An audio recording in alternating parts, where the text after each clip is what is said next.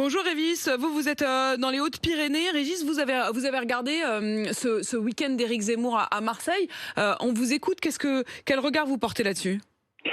Je trouve que c'est dommageable qu'il ait fait ce geste. La dame n'est pas plus brillante non plus. À présent, moi ce qui me gêne un peu, c'est tout ce qu'on fait autour. C'est-à-dire? Et également tout ce que on fait sur M. Zemmour, c'est-à-dire on l'empêche d'aller s'exprimer à droite à gauche. Moi, c'est ce qui me gêne. Après, ça le sert ou ça le sert pas.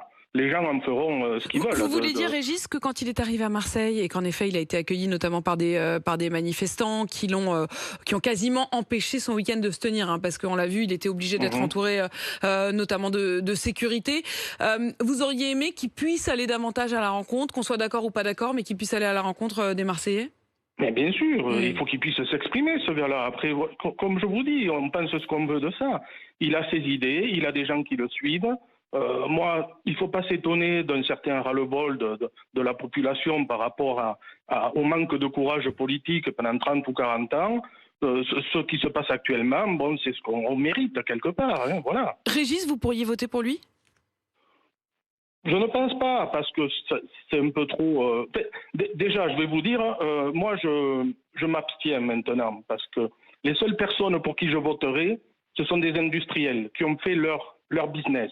J'ai été cuisinier privé pendant des années, Oui.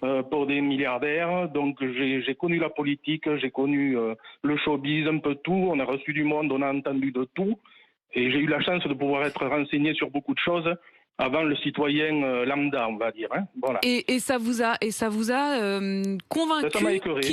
Ah non, ok, écœuré, parce que du coup, comme vous disiez, des industriels qui auraient déjà travaillé, ça vous a convaincu quoi, d'un monde qui vous paraît complètement déconnecté?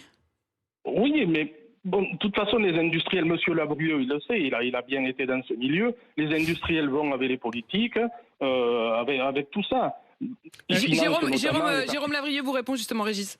J'ai failli dire bonjour chers collègues, parce que vous avez été dans la cuisine des politiques et moi j'ai malheureusement été dans les arrière-cuisines souvent des politiques.